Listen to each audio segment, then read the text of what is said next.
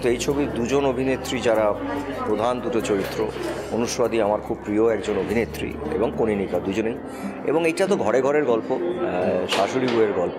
শিবুকে এবং নন্দিতাদিকে ধন্যবাদ জানাবো যে তারা নিজেদের ছবি ছাড়াও নতুন পরিচালকদের নিয়ে, নতুন ভাবনা নিয়ে তারা বাংলা দর্শককে নতুন কিছু দেওয়ার চেষ্টা করছেন, এবং আমার ধারণা মুখার্জি ফ্যামিলি ঢুকে যাবে সবাই বাঙালিদের। খুব ভালো লেগেছে। ওমেন্স ডের বেস্ট গিফট ছিল, আমার মনে হয় সবার এসে এটা দেখা উচিত। খুব খুব খুব ভালো লেগেছে। স্ত্রী এবং বউ এই আইডেন্টিটিগুলো থেকে বেরিয়ে এসে কোথাও গিয়ে একজন আলাদা আইডেন্টিটি নারী, তাকে সেলিব্রেট করা উইমেন্স ডে, আমার মনে হয় সত্যি এই ছবিতে খুব সুন্দরভাবে করা হয়েছে।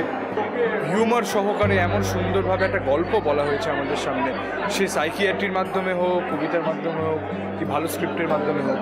সত্যি এসে ছবিটা দেখুন, নারী দিবস রোজই পালন করুন। খুব ভালো, ভীষণ ভালো লেগেছে। খুব সাধারণ গল্পকে খুব অসাধারণ করে তোলা, ভীষণ ভালো, ভীষণ ভালো।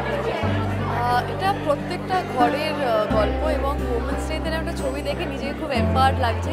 আমি বলবো যে সমস্ত অবভিয়াসলি মহিলারা তো দেখবেনই, কিন্তু তাদের বেটার হাউসরাও যেন এই ছবিটা দেখেন। এই যে ফিমেল বন্ডিং নিয়ে এরকম একটা সুন্দর ছবি আজকের দিনে উইন্ডোজ আমাদের উপহার দিয়েছে। কনিনিকা ভীষণ ভালো, অনুস্বাদীকে নিয়ে তো কিছু বলার নেই। বাদশাকে আমার ভীষণ ভালো লেগেছে, ছোট চরিত্রে প্রত্যেকে, পল্টু মানে বিশ্বনাথ, মানে কার কথা বলবো, ঋতুদি ভীষণ গ্রেসফুল লেগেছে, দারুণ লেগেছে ছবিটা। গানও আমার অসম্ভব ভালো লেগেছে। গান পিকচারেশন শুধু বলবো না, বিশেষ করে যে গানটা ইমন গেয়েছে, আমার মনে হয় আমাদের প্রাক্তনে যেভাবে গানটা হিট করেছিল ঠিক এইভাবে গানটা হিট করবে। ও জীবন তোমার সাথে কাটাবো রূপ কথাতে, আজ ইচ্ছে মতো ভেসে এই সব পেয়েছি রে দেশে।